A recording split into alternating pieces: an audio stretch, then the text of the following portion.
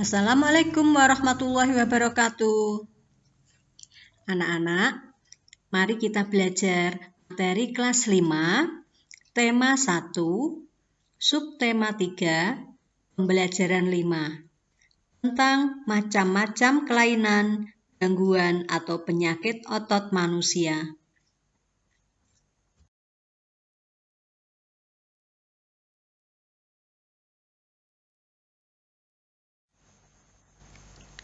Sebelum belajar, mari kita berdoa terlebih dahulu.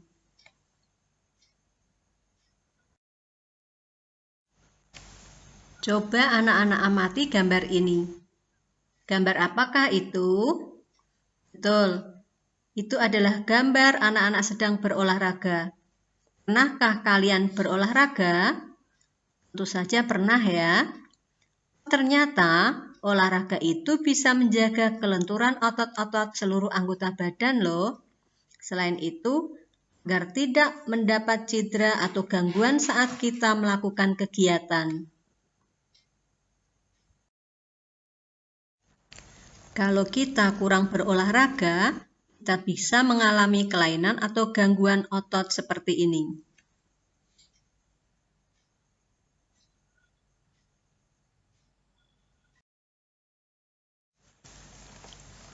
Kelainan otot itu banyak sekali macamnya. Namun, Bu Guru akan menjelaskan 4 macam kelainan otot terlebih dahulu. Yang pertama yaitu hipertrofi. Yang kedua atrofi. Yang ketiga stiff atau kaku leher. Dan yang keempat adalah tetanus. Mari kita bahas satu persatu.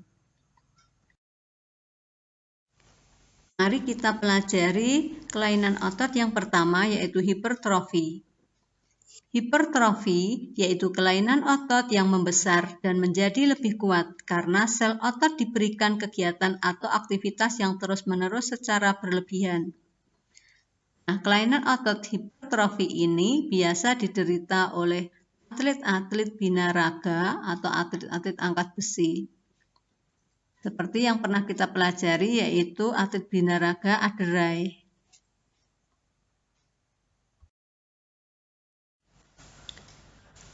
Atrofi.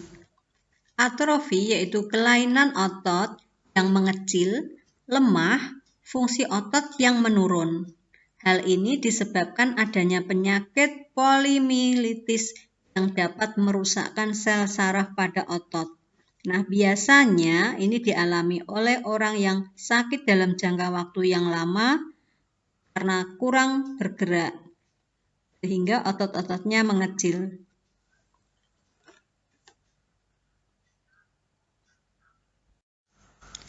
Bisa juga dialami oleh orang-orang yang kurang nutrisi. Perhatikan perbandingan antara otot normal dan otot yang menderita atrofi. Stiff atau kaku leher.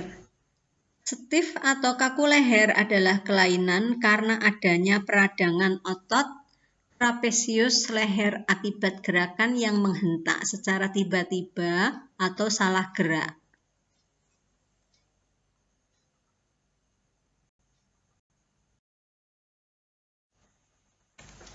Tetanus. Tetanus adalah kelainan otot yang disebabkan adanya infeksi bakteri Clostridium tetani. Nah, bakteri ini masuk ke dalam tubuh, kemudian menyerang saraf tubuh dengan mengeluarkan racun berbahaya. Tetanus menyebabkan otot menjadi kejang-kejang. Infeksi kuman ini bisa diperoleh luka terbuka yang tidak dibersihkan, atau tertusuk paku berkarat, atau mendapatkan luka bakar.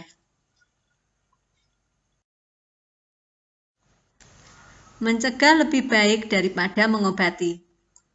Dengan mengetahui berbagai kelainan dan gangguan pada otot, serta penyebabnya, kita jadi lebih berhati-hati dalam melakukan setiap gerakan dalam suatu kegiatan.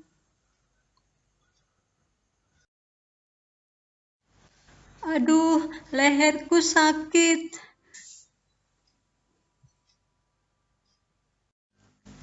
Pernahkah kalian mengalami hal serupa, yaitu leher sakit saat bangun tidur? Nah, leher sakit saat bangun tidur bisa jadi adalah salah bantal. Penyakit salah bantal atau disebut juga tortikolis. Tortikolis atau tengeng.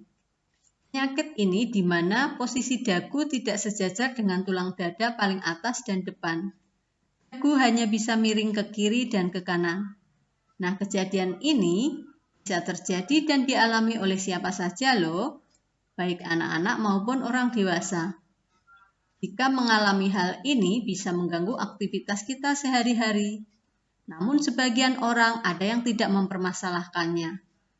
Namun, tidak sedikit pula orang yang menjadikan kondisi ini sebagai suatu keadaan yang mengganggu. Nah, apa penyebab tortikolis? Penyebab tortikolis atau salah bantal bisa jadi salah posisi tidur, bantal yang terlalu tinggi, bantal yang kaku, akibat leher terkilir, atau leher dan tengkuk terpapar angin. Bagaimana cara mengobati salah bantal? Nah, cara mengobati salah bantal bisa dengan memijat. Tapi jangan keras-keras ya. Yang kedua, dengan obat khusus untuk otot. Obat khusus untuk otot ini ada yang alami, ada yang obat kimia. Yang ketiga yaitu dengan cara mengompres atau menempelkan koyo hangat. Yang keempat yaitu mandi memakai air hangat. Agar terhindar dari penyakit salah bantal, maka posisi tidur harus nyaman. Jangan menggunakan bantal yang terlalu tinggi dan keras. Jangan tidur dengan memakai kipas angin yang langsung menghadap tubuh. Dan pada saat tidur sebaiknya tidak satu posisi saja, bisa miring atau terlentang. Yang terakhir, tidur jangan di atas kasur yang keras. Ayo berlatih membuat komik. Kamu telah mengetahui beberapa aktivitas dan gerakan yang salah dapat menyebabkan gangguan pada otot manusia. Sekarang, coba pilihlah satu aktivitas atau gerakan yang dapat menyebabkan terjadinya gangguan pada otot manusia. Pilihlah aktivitas atau gerakan yang terjadi sehari-hari yang kamu atau orang-orang sekitarmu alami. Kemudian, susunlah menjadi sebuah cerita dan sajikan ke dalam bentuk komik. Masih ingatkah kamu apa itu komik? Agar dapat membuat komik dengan baik, selain kamu harus mengetahui arti komik seperti yang sudah kamu pelajari sebelumnya, kamu juga harus tahu ciri-ciri komik yang baik.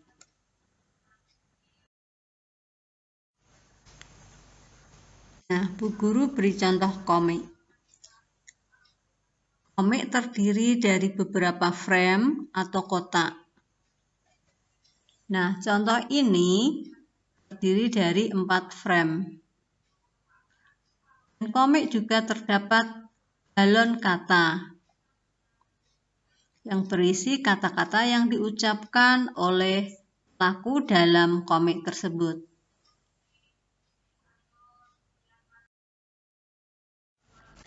Ciri-ciri komik hadir untuk menyampaikan cerita. Nah, pesan dan informasi disampaikan dengan teks dan gambar. Yang kedua, proporsional. Maksudnya berimbang antara gambar dan teks. Yang ketiga, menggunakan bahasa percakapan, bahasa sehari-hari yang mudah difahami. Sifat kepahlawanan. Maksudnya membuat pembaca memiliki sifat kepahlawanan.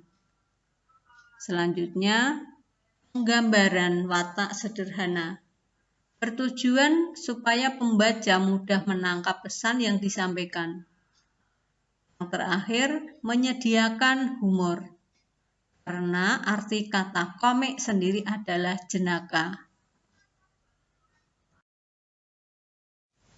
Adapun langkah-langkah membuat komik, yang pertama yaitu menentukan tema atau topik komik. Yang kedua, membuat sketsa terlebih dahulu. Yang ketiga, memberikan tinta. Yang keempat, memberi warna. Dan yang kelima, membuat teksnya. Alhamdulillah, selesai sudah pembelajaran kita hari ini. Semoga bermanfaat. Terima kasih. Wassalamualaikum warahmatullahi wabarakatuh.